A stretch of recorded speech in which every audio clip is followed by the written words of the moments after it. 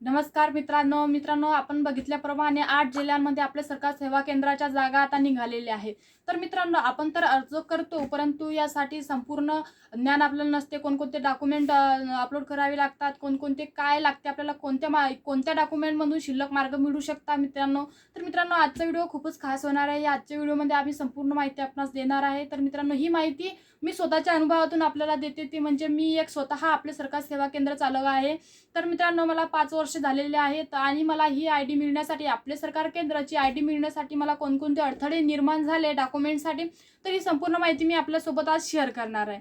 तर मित्रांनो आपल्याला सर्वात आधी तर आपली 12वीची 10वीची किंवा ग्रॅज्युएशनची मार्कशीट असणे खूप गरजेचे आहे। तसेच पोस्ट ग्रॅज्युएशन असेल तर खूपच चांगलं मित्रांनो, आणि ही कॉमन आहे म्हणजे मित्रांनो शैक्षणिक पात्रतेमध्ये। नंतर आपले पोलीस सर्टिफिकेट, चारित्र्याचा दाखला, तसेच पॅन कार्ड, आधार कार्ड, रहिवासी दाखला, तसेच आपल्याकडे CSCचे प्रमाणपत्र असणे खूप गरजेचे आहे। अधिवास प्रमाणपत्र, तसेच सर्व डॉक्युमेंट आपल्याकडे असणे गरजेचे आहे मित्रांनो। आपले दुकान जर भाड्याने असेल तर त्याचा भाडापट्टा आपल्याला तिथे डॉक्युमेंटमध्ये अपलोड करावा लागणार आहे। आणि नंतर आपलं जर स्वतःची जागा असेल त्याचा आपल्याला अपलोड करावा लागणार आहे मित्रांनो। मित्रांनो जर आपल्याकडे जर स्वतःची जागा असेल तर आपल्याला जास्त प्राधान्य दिले जाईल किंवा मूल्यांकनामध्ये जास्त मार्क मिळतील मित्रांनो। या सर्वांचे मूल्यांकन हे 100 मार्काचे असते। त्यामध्ये संगणकाचे जे प्रमाणपत्र असते त्यामध्ये 15 गुण असतात मित्रांनो। हे सर्वांची सरासरी करून आपल्याला मार्क दिले जातात। तर मित्रांनो या सर्वांचे मार्क मिळून आपल्याला मार्क दिले जातात, तर हे तर ठीक आहे मित्रांनो। पण आपण जास्त मार्क आपण जास्त मार्क घेऊ शकतो अशा विषयावर आपण आज चर्चा करणार आहे मित्रांनो। तर ही चर्चा म्हणजे मित्रांनो,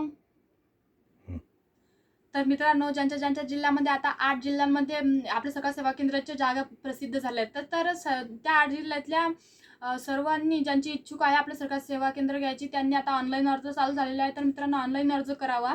नंतर ऑनलाईन अर्ज झाल्याच्या नंतर संपूर्ण प्रक्रिया पूर्ण झाल्याच्या नंतर आपले डॉक्युमेंट व्हेरीफाईडसाठी आपल्याला तिथं कलेक्टर ऑफिसला बोलवले जाते। सर्व डॉक्युमेंट घेऊन तिथं सर्वांची ही संपूर्ण प्रक्रिया लांब आहे मित्रांनो, थोडा वेळ लागतो। संपूर्ण डॉक्युमेंट सर्वांचे व्यवस्थितरित्या चेक केले जाते। ज्यांचे डॉक्युमेंट क्लिअर असतील, चांगले असतील, ज्यांना शिल्लक मार्क असतात मित्रांनो, त्यामध्ये सर्वांची लिस्ट लागते। नंतर या सर्वातून जे वगळले जातात त्यांना त्यामध्ये स्कोप नाही, परंतु ज्यांचे लिस्टमध्ये नाव आले मित्रांनो, ज्यांना जास्त मार्क मिळतील त्यांचेच मित्रांनो या याच्यामध्ये निवड होते मित्रांनो।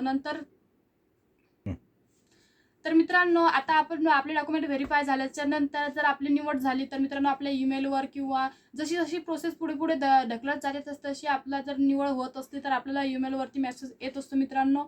त्यामध्ये आपल्या स्पर्धेत किती लोक आहेत त्यामधून आपली निवड होत असते। आपल्याला त्यांच्यापैकी किती जास्त मार्क आहे किंवा कमी आहे हे सर्वांची प्रक्रिया करून सरकार आपली निवड करत असते मित्रांनो। ही सर्व प्रक्रिया झाल्याच्या नंतर आपल्याला एक लास्टची जी प्रत्येक गावाची लास्टची जी हे असते मित्रांनो, यादी असते ती प्रसिद्ध होते आणि त्यानुसार आयडिया वाटप केल्या जातात।